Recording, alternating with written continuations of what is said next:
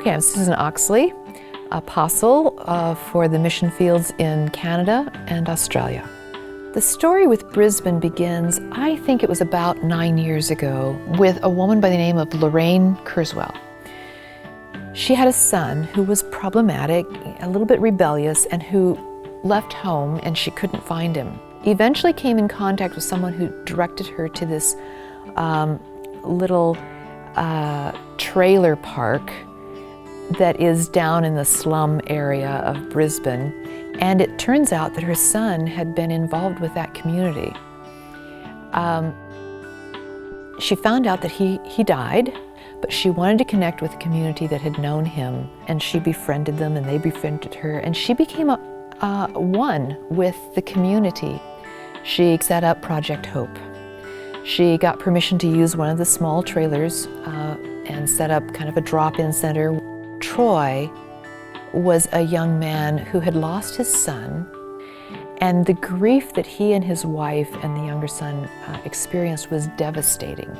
And there in Project Hope, they began to get a sense of who this Jesus is, and what Jesus was all about, and how Jesus helped people, and what the values of Community of Christ are in terms of worth of persons, grace and generosity, disciples' generous response, and stewardship.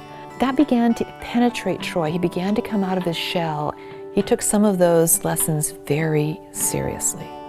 And when he received a small inheritance from an elderly relative who died, he began to examine, okay, what can I do with this small inheritance? How can I use it? What can I do? In the meantime, one of the young women who lived there and who had a child had become very, very ill.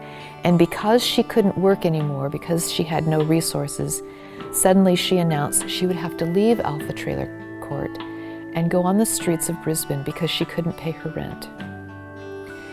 And everybody was devastated. They didn't want her to leave. They were concerned.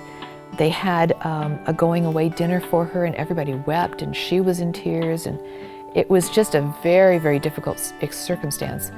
And she left, and they figured she was out there on the streets. She was back the next day and said she had moved back into her trailer. Troy had taken his inheritance and paid her bills in order to allow her to stay in Alpha Trailer Park. And he said, you know, I've been on the streets. I know what that's like. I would not want any friend of mine to have to endure on the streets what I endured. It was more important for her to stay here than for me to keep that inheritance. He had learned, he had picked up on that teaching of ours and had given his resources in that way. So transformation occurs in all kinds of ways. They now have a walkathon to raise money for Project Hope. And here's Troy, strong and sturdy and ready to march out to raise money for, not for himself, but for Project Hope and for the community that has formed there in Alpha Trailer Park.